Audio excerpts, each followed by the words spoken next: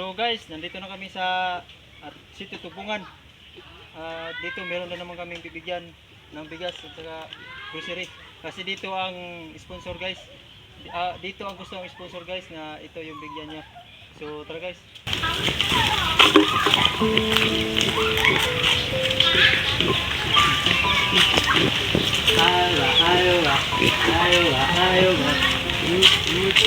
Ayo. Mayong kurso niya hapon naman yan. Mayong hapon. Ito na yan. Ito ni. Tulog. Salog niya.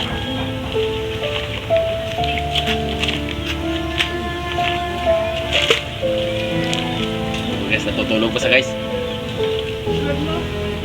So guys, ito yung bahay ni Tony Punay. Yan, so natutulog si Tony guys at ginising ng kanyang misis. Bulag po to siya guys, bulag. Guys, bulag si Tony guys. Pasok tayo guys. At ito na nga guys, pumasok na kami sa bahay ni Mang Tony. At ito nga guys ang aming nadatnan sa loob ng kanyang bahay. At dito pinaupo kami ni Mang Tony sa kanyang higaan. At dito pinaliwanag ko sa kanya kung ano ang aming dala or pakay sa kanya. Binigay na namin yung kanyang ayuda na bigas at noodles na may sardinas. At pinaliwanag ko sa kanya na ang nagbigay ay ang kanyang pamangkin na si Charlie Punay, ang kanyang sponsor. At dito nagpapasalamat siya sa kanyang pamangkin na si Charlie Punay. Nagul pa kung katilaw ko pero mamatay ko ay na. So guys, ito na yun guys, si Tony. Yan, bigyan na namin yung bigas at sa grocery niya.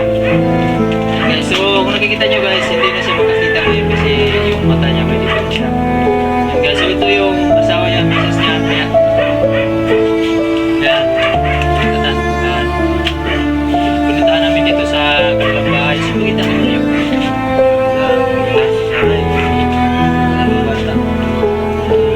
Minus pa tayo guys.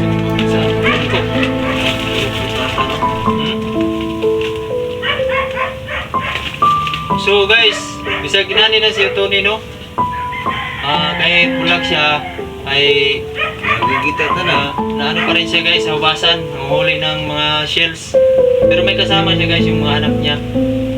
Hindi nila nakita yung mga ano guys, pero ang gamit niya guys, kamay na lang, ano na lang niya sa lusay. Kap-kap ba or tawag diyan sa tayo. Tapos guys, na tinik pala siya sa gatasan yung makamundag na isda sa dagat. Gatasan. Kasi guys, hindi niya nakikita yung mga ano sa basan, kamay na lang yung ganyan niya. Bulag siya eh, bulag. Kasi bulag.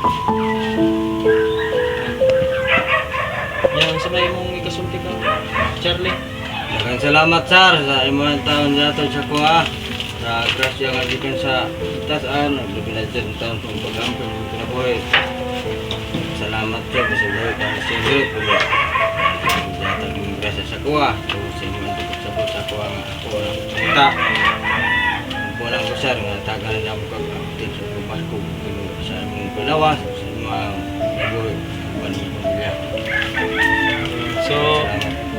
So yan guys, no? Narinig nyo si Tony, nagsalita siya. Papasalamat siya sa nagbigay kay Insan, Charlie Punay. So, San, maraming salamat sa sponsor mo kayo Tony.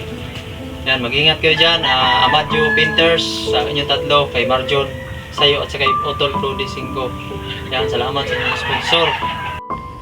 At dito, sobrang saya ni Mang Tony sa kanyang natanggap na ayuda galing sa kanyang pamangkin na si Charlie Punay.